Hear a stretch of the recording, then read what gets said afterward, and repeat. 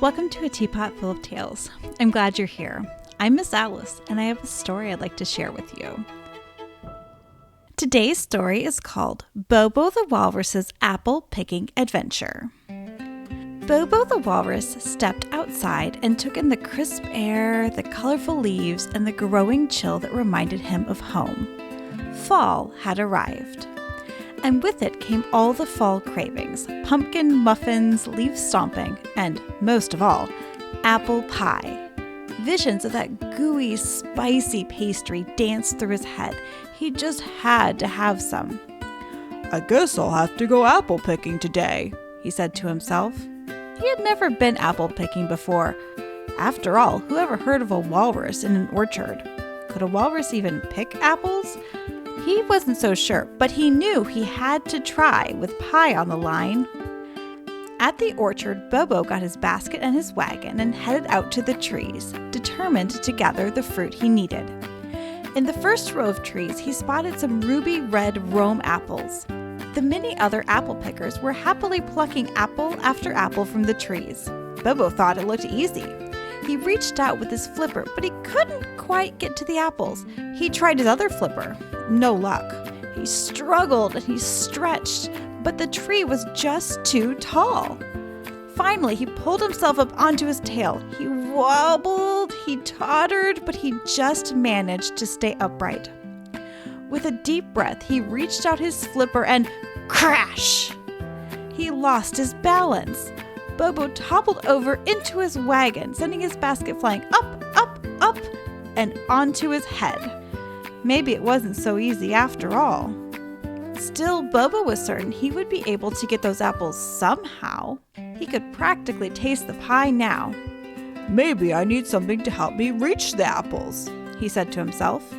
He had seen some children gathering apples with apple pickers, long sticks with little baskets on the end.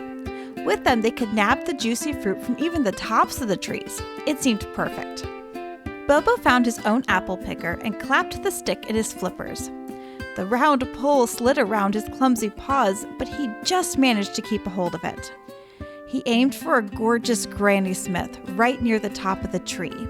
The basket went to the right of the apple and then to the left. Bobo finally got a hold of it and started to pull it down. Bonk!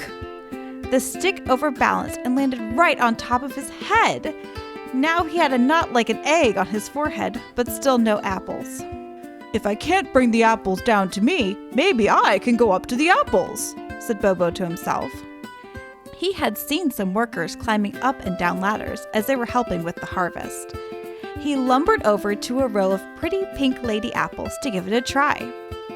Hoisting himself up, Bobo climbed up the first rung of the ladder, then the second, and the third. "Hey, I think this is going to work," he said. With the next rung, however, crack, crack, crack! With a bump, Bobo landed back on the ground in a pile of ladder splinters. "I guess ladders aren't meant to hold a ton of walrus," he said to himself. As Bobo dusted himself off, his dreams of apple pie felt as shattered as the ladder. He would never be able to get that cinnamon and cloves, that flaky pastry, that mouth-watering aroma. "I'm just not made for apple picking," he said, hanging his head. As he began his gloomy journey to return his wagon, Bobo saw the most fantastic Fujis glistening in the slowly setting sun. He couldn't give up. He refused to let his apple pie hopes die. But how could he do it? Could there be another way to bring those apples down? His tusks! Could it really work? Was the answer under his nose the whole time? Spotting the most perfect red apple, Bobo aimed with the practiced dexterity of many a walrus fight. He jabbed the fruit. Plop! The apple landed right in the basket. With a smile spread wide across his whiskery face, Bobo collected apple after shiny apple. In his own clever way, Bobo would have his apple pie wish tonight.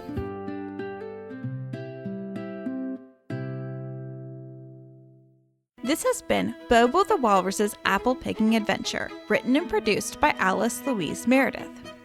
If your child would like to get the free coloring page like this episode's artwork, head on over to teapotfulloftales.com/018, link in the description. And while you're there, you can leave a message on the homepage with their story idea that could be featured in an upcoming video. Want more stories like this? Subscribe for more weekly tales. Now adventure is calling. Will you answer?